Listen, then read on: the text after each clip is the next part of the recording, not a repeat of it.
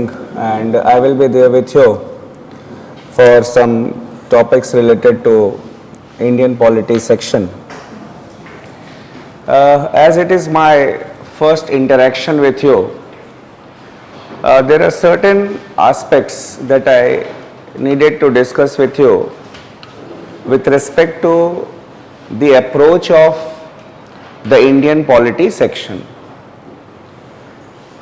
Generally, there is a misconception among the trainers as well as among the students also who are preparing for the civil services examination or any other competitive examination, that Indian polity is only about the provisions of the constitution, and they feel that they will have to remember all the articles of the constitution.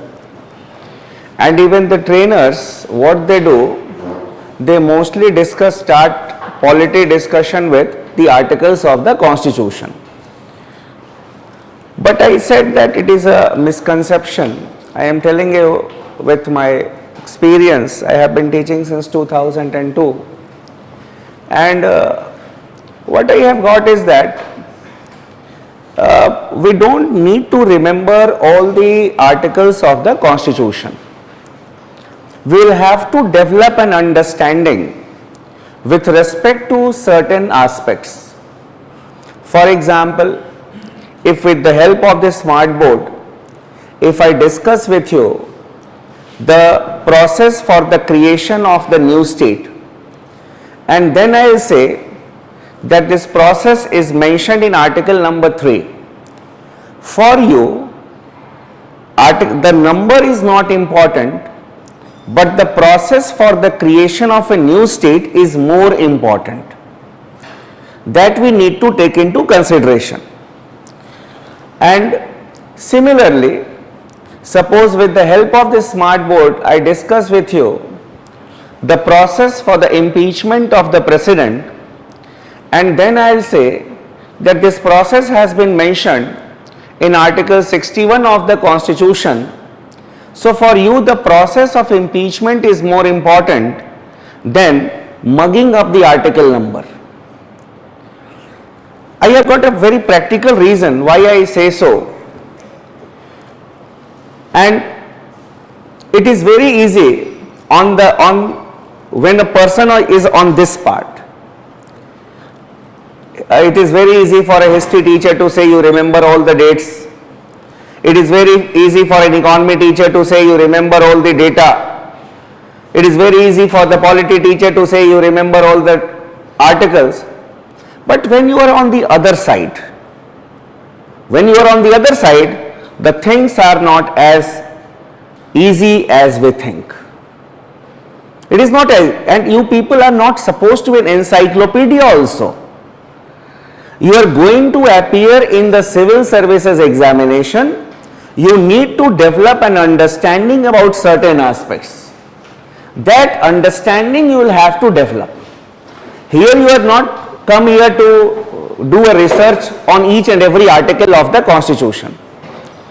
If you don't trust me, then when you go outside, your so-called seniors, whom we call seniors in the UPSC field, who have been preparing for the last 4 years, 5 years, taking tea here and there and giving lectures.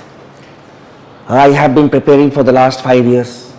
I have remembered all the articles, but even though dekho, I have not competed in the pre. That is why you did not compete in the pre, because you started learning all the articles. Should, sir, what is this should, shall be? What does it mean?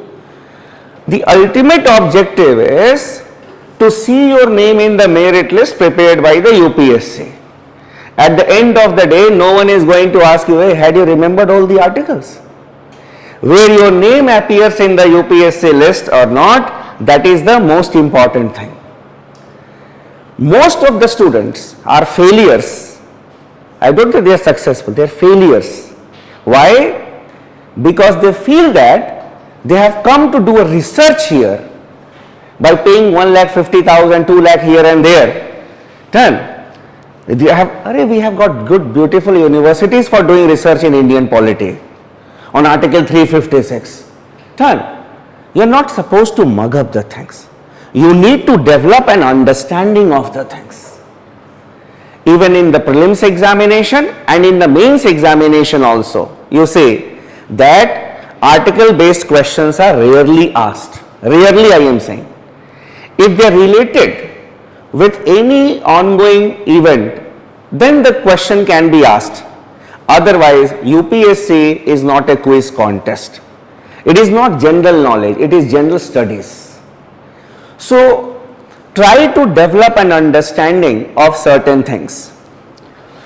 Then, when we talk about the Indian polity section, so this is the first important thing that you need to remember. Then when we talk about Indian polity,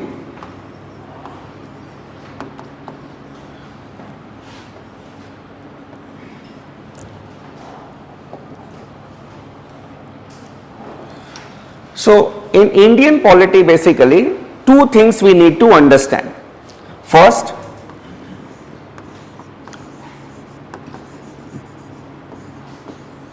Indian Constitution, and then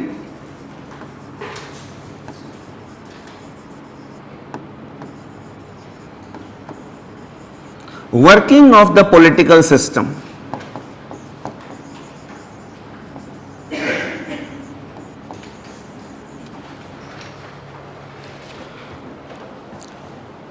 Remember, it is not only the constitution, it is polity. It is polity. It is not the constitution only. So, both the aspects have to be understood. When we say Indian Constitution, under the Indian Constitution, we discuss the provisions. For example, if we discuss judiciary, so under the Indian Constitution part, the constitutional provisions, like the provisions with respect to the Supreme Court, the provisions with respect to the High Court, that is required for a basic understanding, the minimum knowledge that we need to have. Then working of the political system.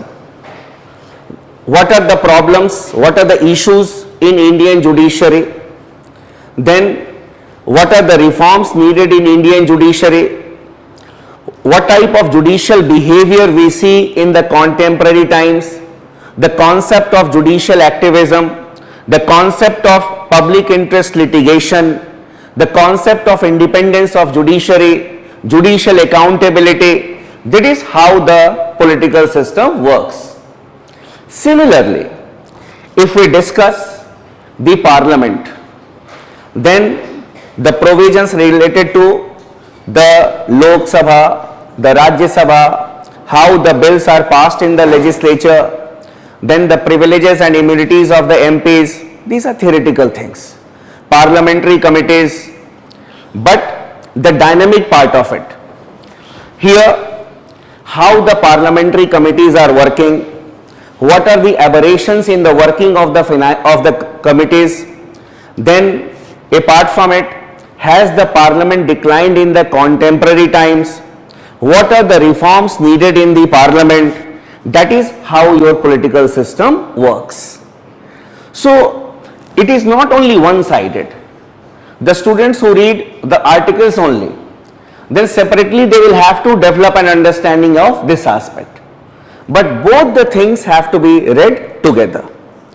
Now, the base will be the lecture notes for both the aspects.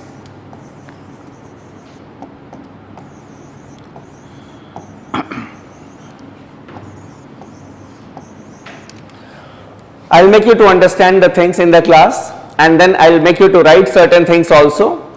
So, your base will be the lecture notes, and we try that most of the questions in the examination will be from the lecture notes only. Done. Because when you see the things from a perspective, we see a thing from a different perspective, and that is why when we talk about the examination, we are completely focused on the needs of the examination. So your base will be the lecture notes, along with it the study material provided by our institution, that will be your base book. So in case you miss something here, I'll tell you how to use the things. Study material. For those who are completely new to the subject, you can start with NCERTs, as people say, right? NCERT, done. There are special classes for NCERTs also. That is your wish. If you are not able to understand anything, even by reading NCERT of your own also, you will not be able to understand anything. Because if the word classical liberalism comes in NCERT, you will not be able to understand what is classical liberalism even if you read NCERT of your own. Done. So I will try to, because I will be taking the initial lectures, so I will try to make the things easier for you, and the concepts I will try to clear in your mind. Apart from it, I do not suggest my students to go for Lakshmikant's book, because anyone who is preparing for any competitive examination, he carries that book. It has become a status symbol. Oh, you have read, students, sir, I have read Lakshmikant 4 times. And I said, what are you doing in the class then? What are you doing in the class then? Then, it is not a status symbol. Done. That, and mainly, UPSC is more about Lakshmikant. It is more than Lakshmikant. Done. Lakshmikant, no doubt, it is a textbook. And obviously, the book that will be provided or that has been provided to you by our institution will be far better than Lakshmikant's book also. The book which has been written by sir, it is better than that. So it hardly matters. It is not a status symbol that you read this book or that book. Ultimate objective is you need to encircle certain questions in the prelims examination. You complete the examination. Then you are able to write answers in the main examination. You are able to compete, and then you appear in the personality test. And finally your name will appear in the merit list. That is why we are sitting here. So it is not that we are reading here. Then again, one thing I will tell you, that if I discuss with you or any teacher discusses with you one aspect, major problem with the student is that they spend so much of time reading the same aspect from some other book. Even if you read 10 books, the process for the impeachment of president will never change. So, with the help of this smart board, if the teacher has discussed with you a particular aspect, then there is no need to read that from another book. What you need to do is value addition. The student who do value addition, he competes in the examination. For example, if I discuss with you the concept of judicial activism, judicial overreach. So basically what you will have to do is that I teach this to thousands of students every year. But what you will have to do when you go home, then articles on judicial activism in the Indian Express, articles on judicial activism in the Hindu, get some more points and write it on a piece of paper and staple it where we had read judicial activism. That is value addition. It is not that you will read the same thing, how the judges are appointed, again from 10 books. Oh, it is not telling with what the teacher had said. It hardly matters. Done. So you will have to develop a different type of way of reading the things. So this 2 things will be your base. Then any national newspaper,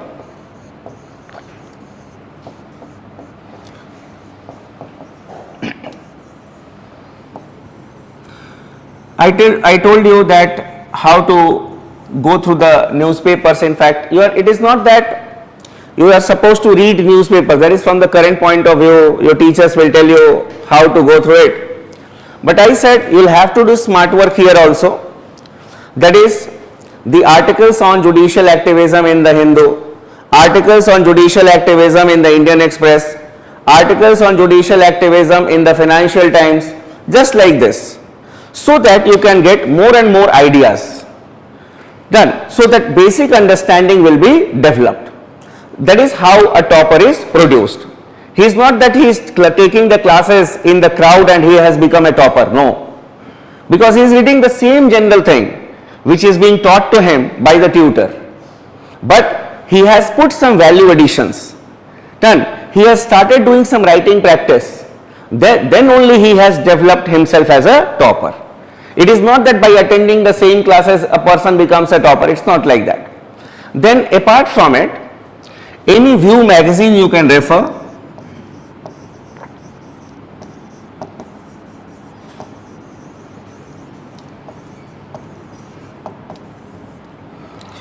Then Rajya Sabha television debates.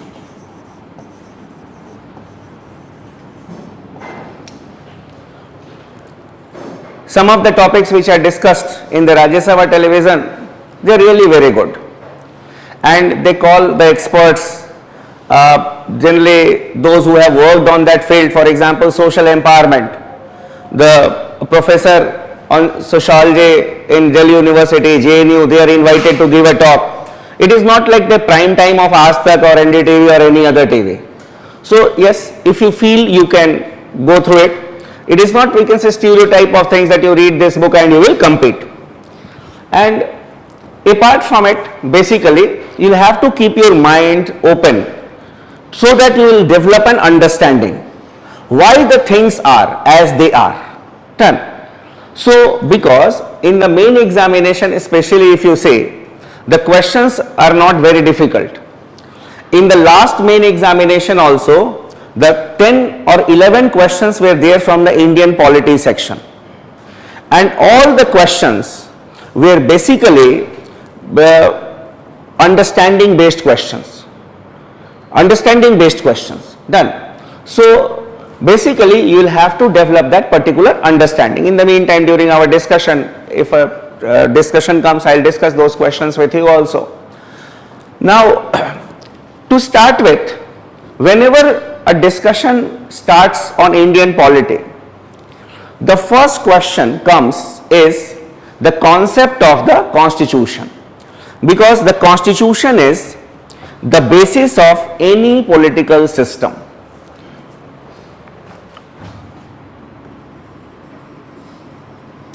We will start from the very basics. Constitution. Now, whenever we hear this word constitution, what comes in our mind? The first thing that comes in our mind when we hear this word constitution, that it is a document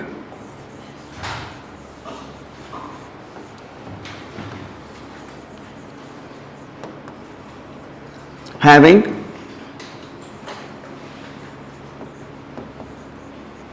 a special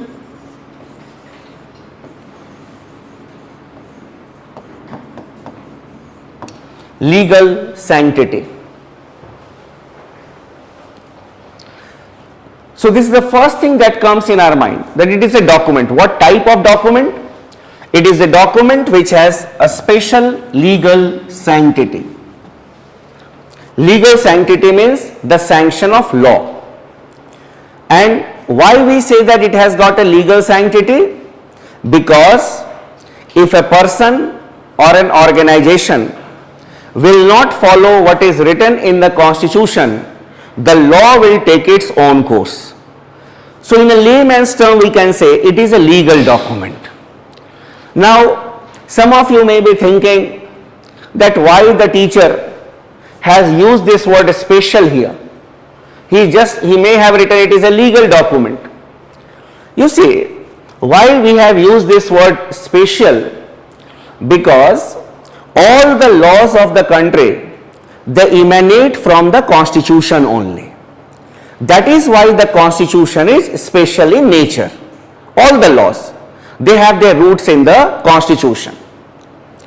Now you see, we have got an inquisitive mind. And suppose if a document is lying before us, we feel to see that what is there inside the document. For example, if the document is lying here, many of us will feel to see that, okay, let us see what this document is all about, what this book is all about. And when we turn the pages of the constitution or the document which is here, that is the constitution, we see that it contains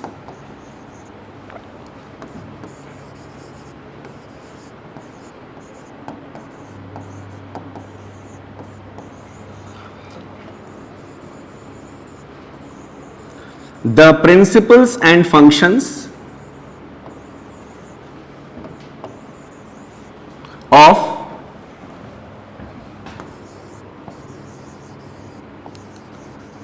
the organs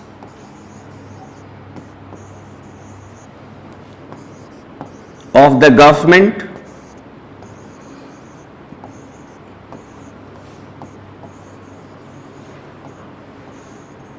of a state. How many of you are reading the subject for the first time after your school days? How many of you are from science background in the class? Okay.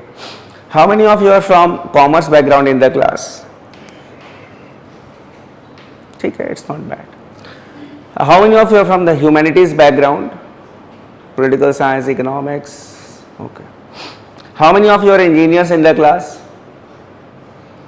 Arey, there is no job nowadays for the engineers. हाँ? Job छोड़ दिया. क्यों छोड़ दिया भाई, क्या हो गया? This country need good engineers also. नहीं, ये तो इतने पुल टूट रहे हैं यार. हाँ? कैसे? We need good engineers also. We need good engineers, good doctors, good teachers, good administrations, good politicians, everything good. And when you good people are coming here to become good civil servants, huh? So who will become the good engineer in this country? There will be brain drain from one profession to another profession. No, it's all right. Basically, I was just kidding. And because this is the question that you will be asked till the time of your interview, so you should not feel shy about it. You should not say that, sir, chhod diya aur ye wo. Sir, the minimum qualification for appearing in the civil service examination is graduation. So I thought that yes, I wanted to be a graduate. So I did graduation in engineering. It hardly matters. And sir, I have got a career to fall upon. We need to be very honest. We have a career to fall upon. ये नहीं कि बेरोजगार रह जाएंगे. Done. So yes, we should be unemployed. So because these questions will be there, and there is no harm in getting a degree. And we are not supposed to say, sir, we'll be using this language of engineering in civil services. Done. So there will be counter questions. So these are useless answers. So we are not supposed. But be honest. That what is the logic? Now, why I asked that why you are from different backgrounds? Because many of you may not have read humanities for long. You may not be aware about certain concepts. So these are basic classes. So I will try to be your NCERT. And each and every word, term that I will be using here, I will try to explain it. That is what is there in the UP, you can say NCERT. Dekho, it contains the principles and functions of the organs of the government of a state. 3 words are here. Forget the definition now. 3 words I will explain. First, the concept of state.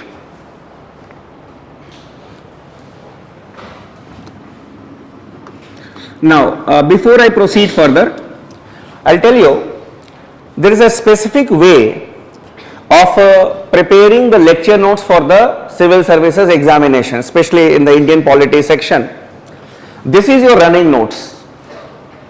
This is your running notes. Then what you can do is that these are the additional informations that I will be giving. And what you can do after writing this all, you can make a table so that you will not be confused that why in between the teacher was discussing this aspect and why he started discussing this concept of state. So it will be in the table. After completing the discussion, you make a table that okay, this was the explanation of this particular point. So you will not be confused also. Or you can keep an additional page there, write something and then you can staple it, your wish. But that is the running note and these are additional notes. Now when we talk about this concept of state, you see the word state, it means different things at different places. For example, in the context of the Indian Constitution, when we say the state, states here will mean Tamil Nadu, Uttarakhand, Manipur, Chhattisgarh. In case of India, states will mean the units. In some of the countries, they will call it as provinces. Now, but when we talk about the concept of state in political science, then state will mean an entity having 4 elements. You can note it. The state is an entity having 4 elements.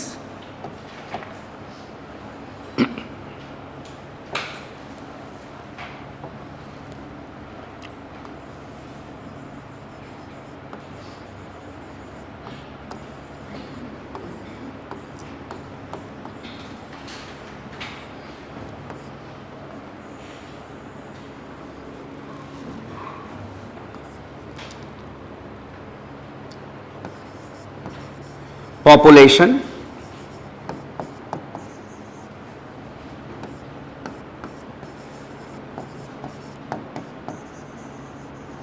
territory,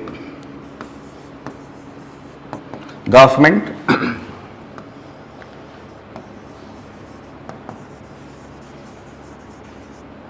and sovereignty.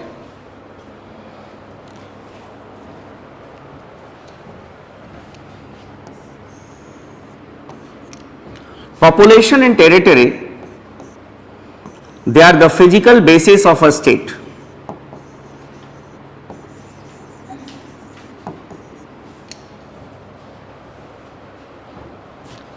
You can see them. The people live in the state. And the population of the state cannot be fixed. No doubt some of the political scientists, they have fixed it. Plato had fixed it to 5040. Aristotle had also fixed it, Rousseau had also fixed it, but population cannot be fixed. Yes, this population must reside within a specified territory. It has to be fixed, otherwise there will be conflict. So we can see the population, we can see the territory. When we say government, government is the political basis.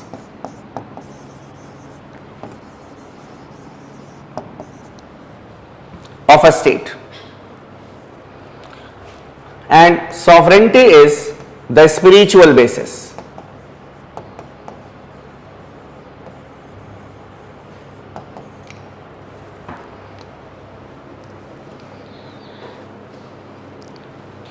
Many of us may have heard this term: population, territory, government, sovereignty.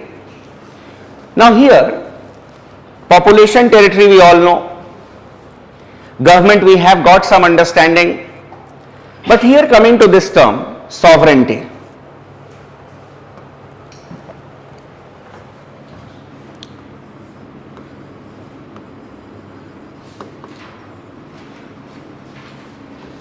Sovereignty means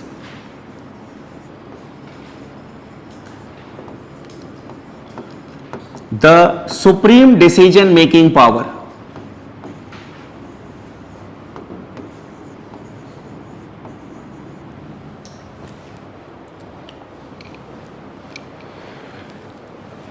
Now when we talk about the individual sense, an individual is sovereign over his mind, body and soul. Over our mind, body and soul, we are free, we are sovereign. What type of clothes we will be wearing, what type of food we will be having, to whom we will be talking to, it completely depends on us. That is, we can say, over his mind, body and soul, an individual is free. That is sovereignty in the individual context. Then when we talk about a state A state basically enjoys two types of sovereignty.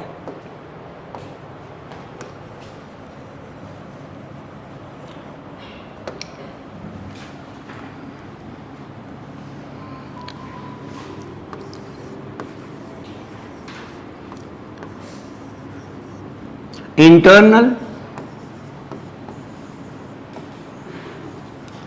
and external. Internal sovereignty means that the laws of the state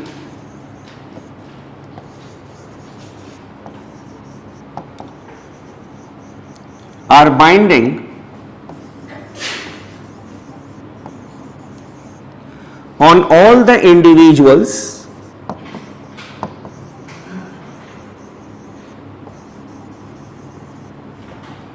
and organizations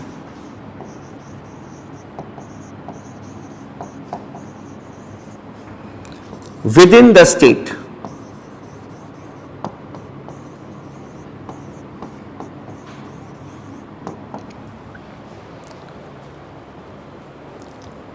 That is why you see, when a group of people, they do not abide by the laws of the state, what is said?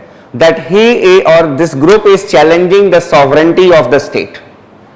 That is challenging the sovereignty. So, because we will not abide by your law, what you will do?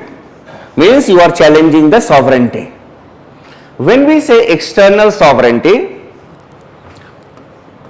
the foreign relations are conducted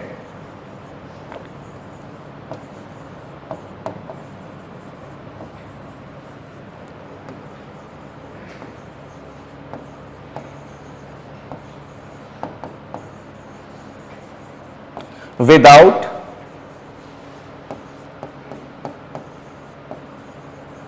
any external pressure. That is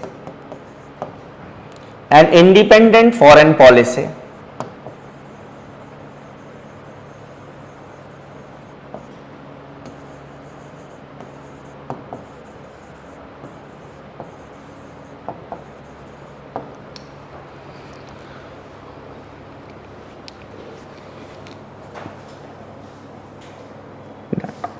Now, have you ever heard about Florida's foreign policy, Tamil Nadu's foreign policy? We have heard India's foreign policy, US foreign policy. So, when we talk about sovereignty, it is the concept of sovereignty that differentiates a state with the units. And that is why when we say this, you say that the units like Chhattisgarh, Manipur, Tamil Nadu, they have got population, they have got territory, they have got government. They enjoy some type of internal sovereignty also. For example, suppose if you go to a certain state, for example, if you go to Bihar, there is prohibition in the state of Bihar, you need to follow that. That is internal sovereignty. The laws made by the government of Bihar will be binding on everyone. You are not supposed to take liquor there. When you come outside, obviously it is the other state's law. If there is certain regulation, you need to follow that. So they enjoy some type of internal sovereignty also, but they do not enjoy external sovereignty. So this external sovereignty is enjoyed by the state, that is by a country. So in a layman's term, when we say the state in political science, it will mean a country. Done? This was one of the questions 2 years earlier in the prelims examination. Which of the following statement is correct? And they had given the definition of the term state. So if a student is aware that okay, these are the 4 elements of the state, he would have definitely encircled the correct option. That is why the basics are important. So this is elements of the state: population, territory, government and sovereignty. What is the meaning of the term sovereignty? It is the supreme decision making power. Done. And a country enjoys two types of sovereignty. What are those? Internal and external. Done. Now there is another basic thing I'll tell you. So sovereignty is done. Then coming to the term government. If someone will ask you that what is a government, because these are basic things. Suppose you are preparing for the examination, your younger brother or sister or any relative reading in the school will ask you, you are preparing for the civil service examination, I have got this concept in civics. What does this mean? Government. Then what you will say? BJP government, Congress government? No. Generally, if we talk about in a layman's term, then generally by government we mean the executive, and that too the political executive. There is a common thing. We generally feel what comes in our mind first when we hear about the word government, the political executive, the party which leads the government. But technically speaking, government has got a specific definition. You see, every state has got certain functions to perform for its people, and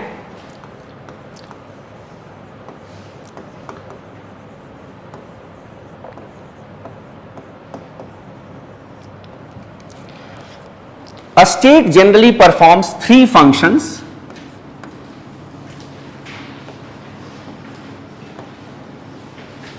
law making,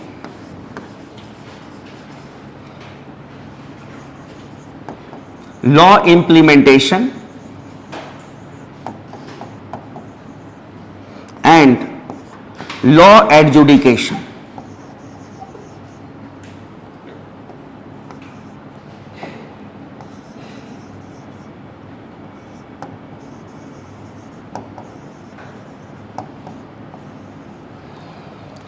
Law making, law implementation and law adjudication. These are the three functions. Now, every country, it makes laws for its people. We here know that okay, the parliament has passed this law, this parliament has passed this law has been made by the political executive, but outside the country, it is known by the term state. India has made a law on agriculture and protests have started against the law in that country. Who has made the law? The state. India has made a law. Then when we talk about law implementation, we generally say that the police violates human rights, the army violates human rights, but outside your country, outside any country, what it said? Sudan violated the human rights. Sri Lanka violated the human rights. There is alleged violation of human rights by this country here. The name is that of the country. Then when we say law adjudication, we know that okay, the work of giving justice to the people is that of the judicial system, that is the court. But outside the country it is said, oh, that country, it never imparts justice to its people. The name is that of the state. So, it is expected from a state to make laws, to implement it and to give justice to the people. And on behalf of the state, these three functions are performed by an agency called the government. So, these three functions, they are performed by an agency called the government. So, we can say that the government is an agent of the state.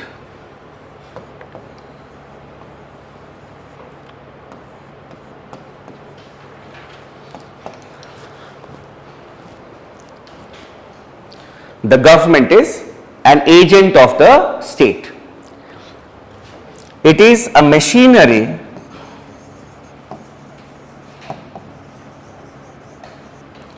by which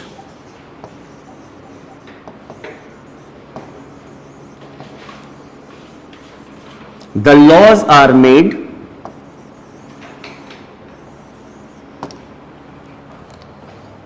implemented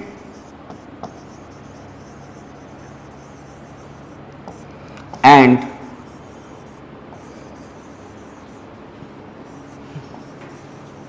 adjudicated.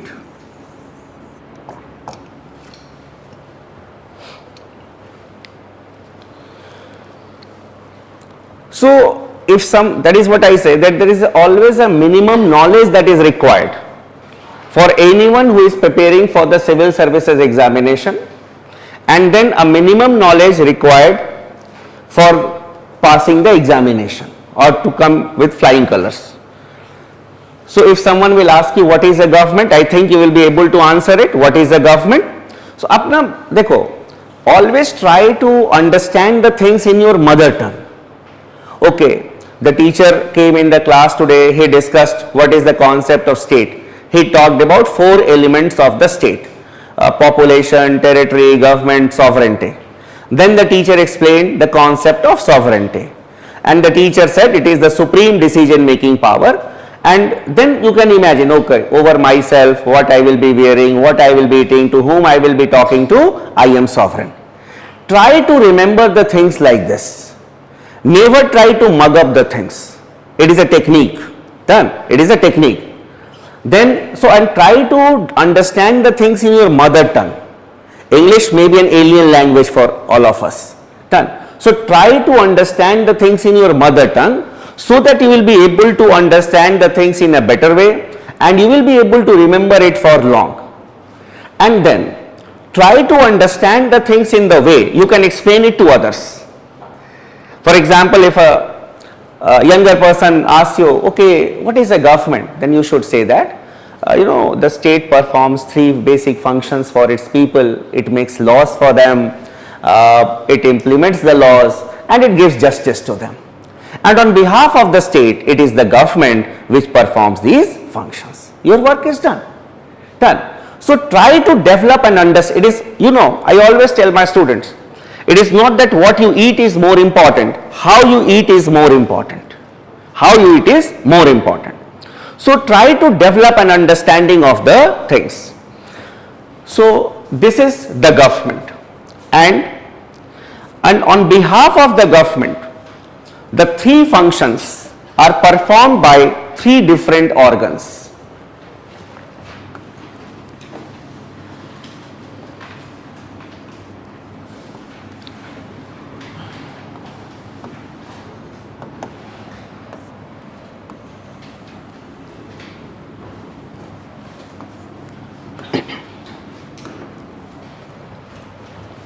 The lawmaking,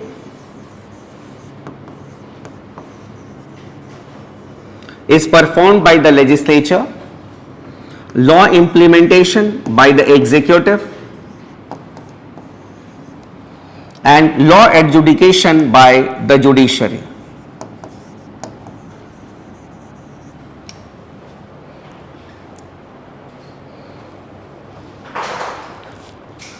When we say legislature,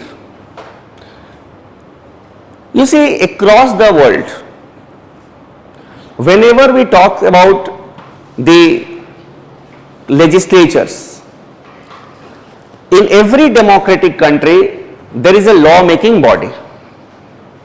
In some of the countries, there are 2 houses of the legislature, and in some of the countries, it is only 1 house of the central legislature. Wherever we have got 1 house, it is known as unicameral legislature.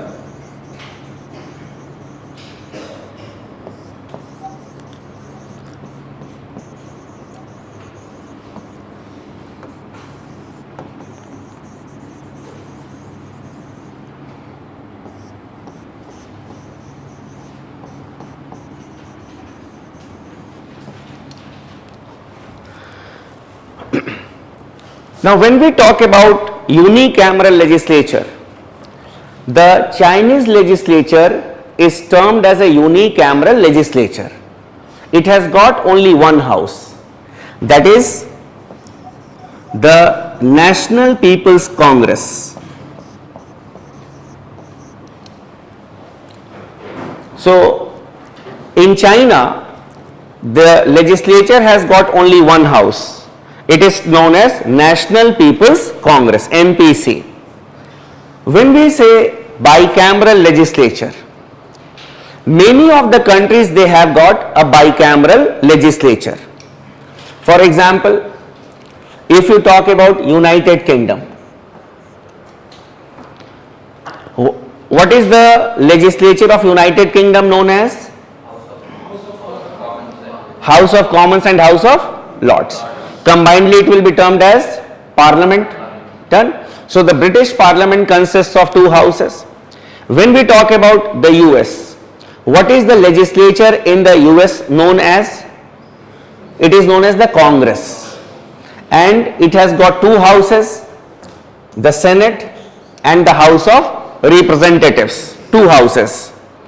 Similarly, if we talk about India, we have a bicameral legislature at the central level, the House of the People, that is the Lok Sabha, and Council of States, that is the Rajya Sabha. This is the concept of unicameral and bicameral legislature. Those who are reading for the first time, are you clear what is a unicameral legislature and bicameral legislature? Because these are the only things you will have to read in NCERT. Done. So in the class you should try to develop that understanding. Then when we talk about executive, in every country, basically executive is also of two types.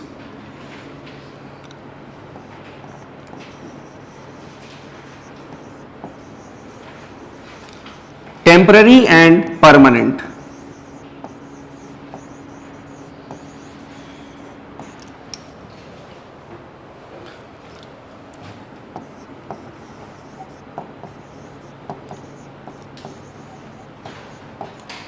The ministers, they are the part of the temporary executive.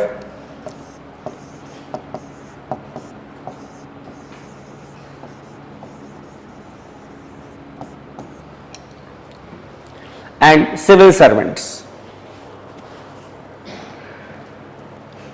Now, why there has been felt a need for two executives in a democratic country? You see that we have got the resources of the people, that is the taxpayers' money, which has to be utilized, and we elect our representatives, and it is not something called festival of democracy.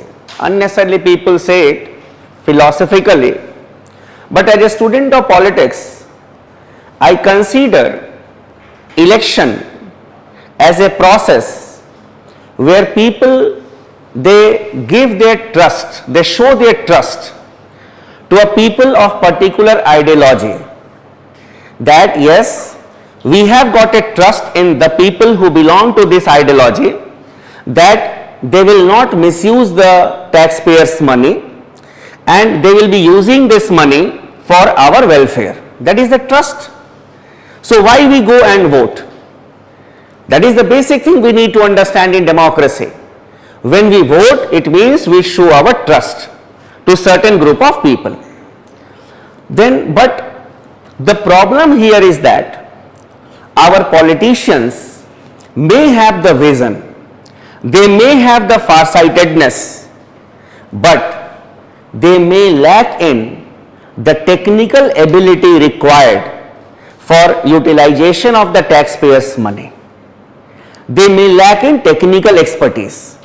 That is why we have got the civil servants. That is why we have got civil servants. To help the ministers, to help our representatives in framing laws for the optimum utilization of our resources. Done. So both have to work together. These people do not understand. That is why they start doing this civil services activism. Done.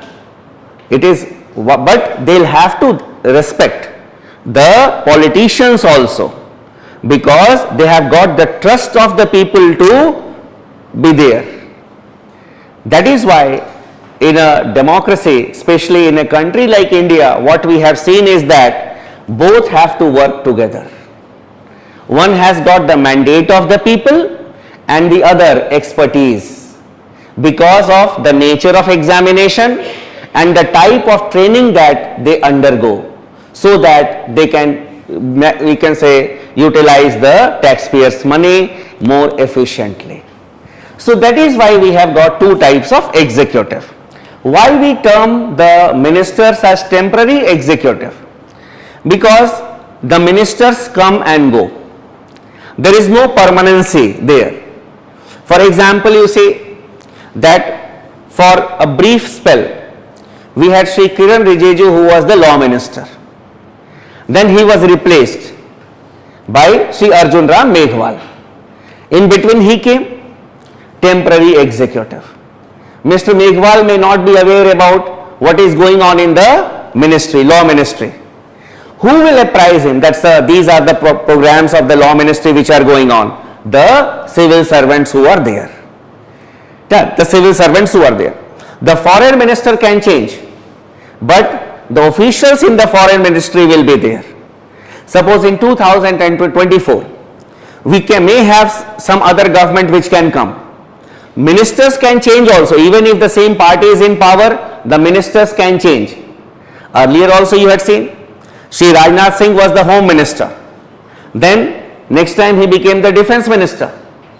Defense minister was the finance minister was the defense minister. Change of portfolio took place. But the officers of the Ministry of Finance, they were there. Defense ministry, they were there. Health ministry, they were there. So they are aware about the continuity of the different schemes of the particular ministries. And they help the ministers in discharging their responsibility in understanding the working of the ministries. That is why both have to work together.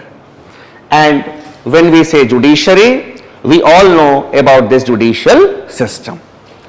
So, if we talk about the American Constitution, so what is there in the American Constitution? The American Constitution talks about the Senate, the House of Representatives, how the members will be elected, then how the bills will be passed. The things have been written in black and white. The provisions regarding the American president, the bureaucracy, everything has been mentioned in the American Constitution. And similarly, the provisions regarding judiciary. When we talk about the Indian Constitution also, then we have the provisions related to the legislature, we have provisions related to the executive, we have provisions related to the judiciary.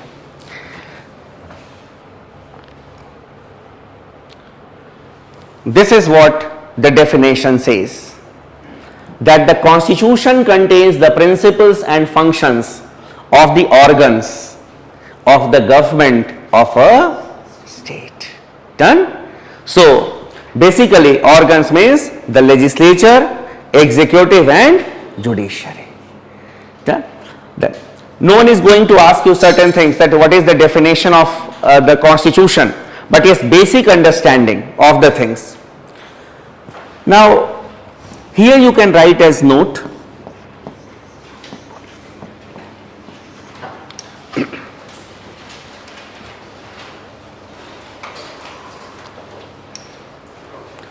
the objective of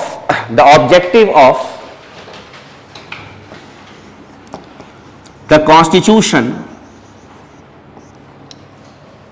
the objective of the Constitution is to provide for a limited government,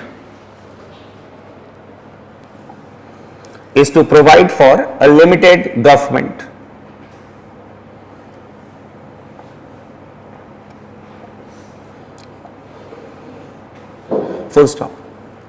That is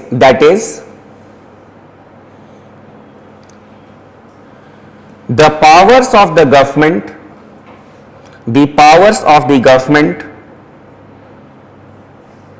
are limited or restricted by the provisions of the Constitution. by the provisions of the Constitution.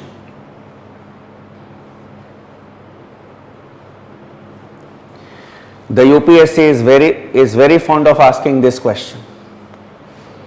Which of the following statement is correct? And after a gap of every 1 year or 2 years, you may have seen this statement in the examination. Done. So this is how from the very beginning you need to ask question to a question. We call it as the AQ2Q method. Ask question to a question. From here, what question can be asked? What is the purpose of the Constitution? The purpose of the Constitution is to put restrictions on the powers of the government. Because when the things are written, the government cannot go here and there.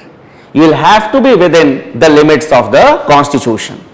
So, this question is asked in different ways. Which of the following statement is correct? Limited government is there. Then what is the purpose? Which of the following is correct regarding constitutional government? The constitutional government provides for a limited government. Then which of the following statement is correct regarding constitutionalism? So it is a government in accordance with the provisions of the Constitution. So the words in the examination, you can feel that, oh, these are very tough words, but these are not very tough words. So you say that two questions we have discussed till now. One, the definition of the term state which is asked, and then this is the often asked question in the examination. Now, in most of the books, most of the textbook writers, they have written this, that the Constitution is a legal document which contains the principles and functions of the organs of the government of a state. But in the Constitution of many of the countries, we have seen the provisions related to the rights of the people. We have seen the provisions related to even the duties of the people. And in some of the constitutions, we have seen even the duties of the state towards the people. So if you will not mention it, then it will not be a complete definition of the term Constitution. So another point we can add on here,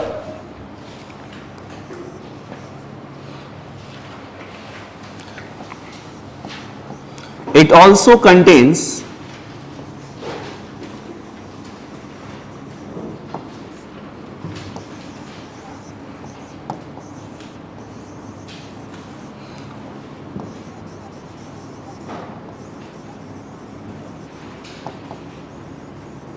the ideals and aspirations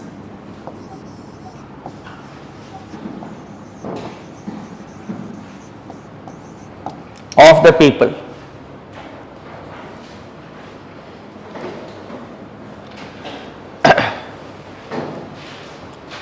Ideals.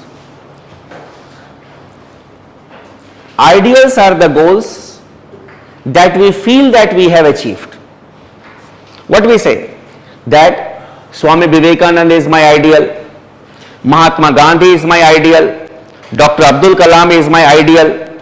So basically, ideal, a parameter has been set. Some people consider a virtue as an ideal, honesty is an ideal, morality is an ideal. So we feel that we have achieved these ideals.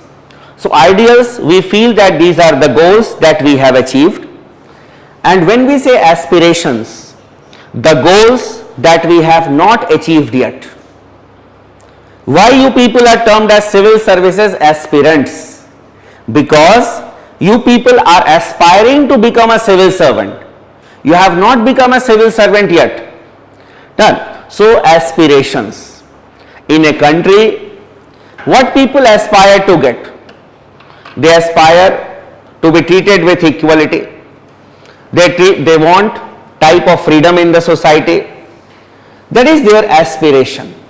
They want to be treated with dignity also.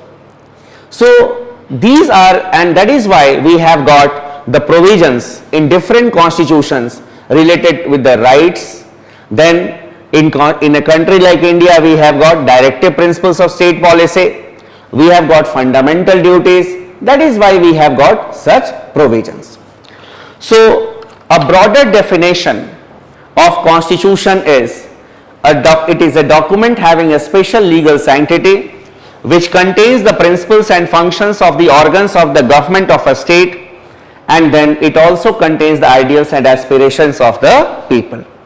Now when you go home and when you remember the things, just when you go to sleep, 10 minutes you should give to yourself, 10 minutes. Okay, in that class the teacher came and he discussed, first of all he discussed the concept of the constitution. It said that it is a legal document, done, and then he said that it contains the principles and functions of the organs of the government of a state. Then he defined that concept of state, therein he talked about sovereignty, he talked about the concept of government. You just prima facie, the whole lecture should be there in your mind.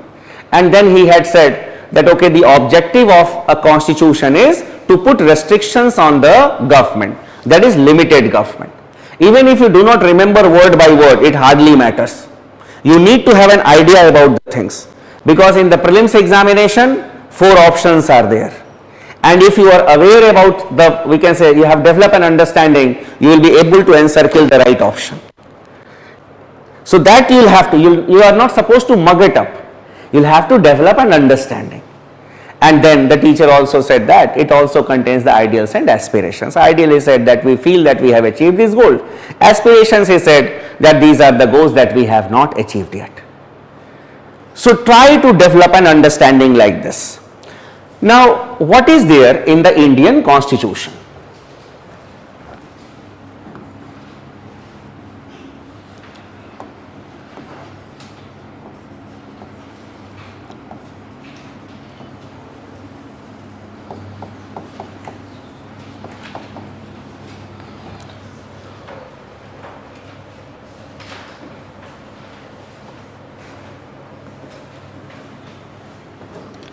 If we talk about the Indian Constitution, Indian Constitution basically has 2 aspects.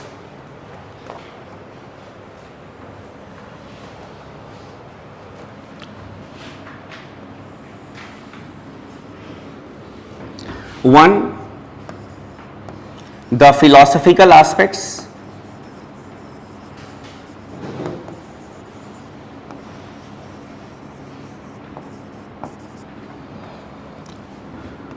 and governmental aspects.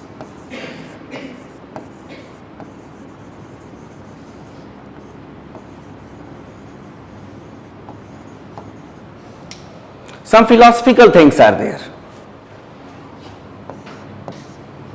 The preamble,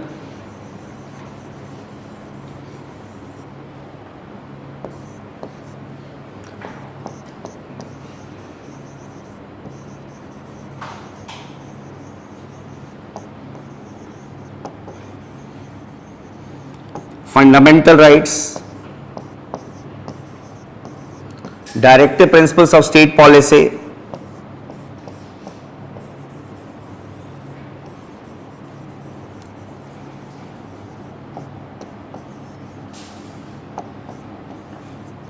and fundamental duties. Why we have put it under the philosophical aspects? The preamble contains the philosophy of the whole constitution. When we say fundamental rights, directive principles of state policy, fundamental duties, some of you may be thinking that what is the philosophy there? You see, when we talk about a philosopher, the philosopher thinks. He closes his eyes and he thinks. If people will not do this, then this will happen in the society. If this work will be done, then the society will be like this. He imagines. Similarly, if we talk about the crux of the fundamental rights, the wordings of the fundamental rights, what it says? Most of the fundamental rights, they say, the state shall not discriminate. Means if the state will not discriminate, then there will be equality. If and then. Done? So it is philosophical in nature. The state shall not discriminate. If the state will not discriminate, then only there will be equality. Then if you talk about the directive principles of state policy, the state shall strive to secure. So if the state will do this, then the ideal of welfare state can be achieved. The ideal of welfare state can be achieved. So if and then. Fundamental duties: to renounce the practices derogatory to women. If we renounce the practices derogatory to women, then there will be dignity that will be given to women. Directly it is not saying that we should give dignity to women, it is our duty to renounce the practices derogatory to women. If we renounce the practices, then there will be dignity. And to make these philosophical things a reality, we have got the governmental aspects, because philosophies are useless if they are not implemented. That is why we have got the governmental aspects. The Constitution of India provides for 3 sets of government.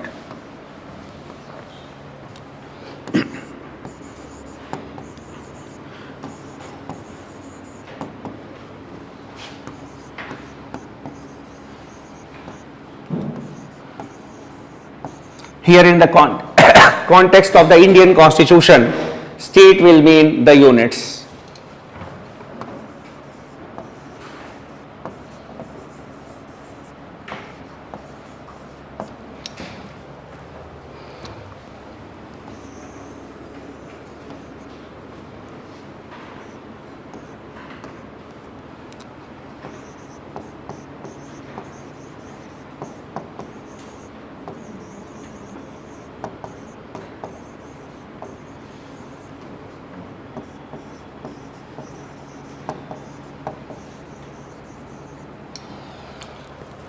Executive, legislature and judiciary at both the levels. What will be the relationship between the union government and the state government? That is the center-state relations.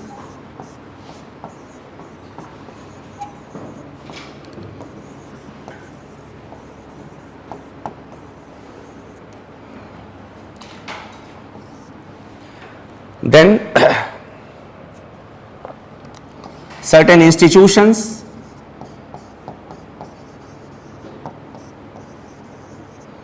which are required to run the mechanism of the government, like the Election Commission, the Public Service Commission, the CAG,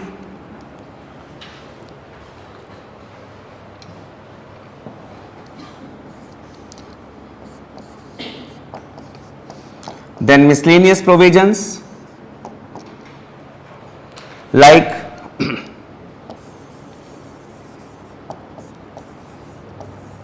creation of new states,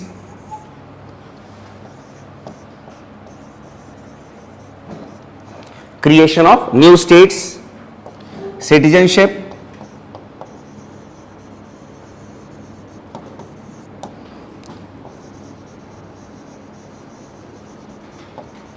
emergency provisions, etc.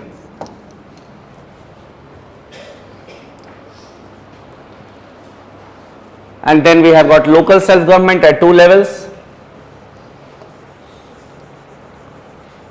at the rural level and at the urban level. At the rural level, known as Panchayati Raj institutions,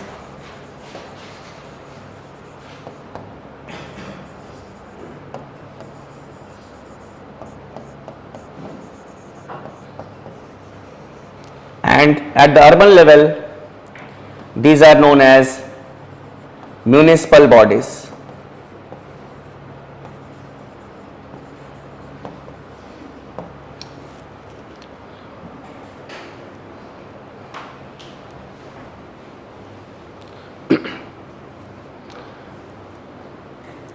Basically, this is the synopsis of what you people are going to study in the coming classes in the Indian polity section. because most of us who had come to the class, we had a question in the mind that what is the subject matter of Indian polity section? What are the things that we discuss in Indian polity? So basically, this is the synopsis. We will be discussing the philosophical aspects and we will be discussing the governmental aspects also, both static as well as the dynamic part. And if you analyze the questions which have been asked in the last 10-15 years, then these are the major topics from where the questions have been asked, even the dynamic questions as well as we can say the static questions. So this is our synopsis. You'll have to focus on here. Some miscellaneous topics may also be there. Then now with this brief idea, we start our discussion on the Indian polity section.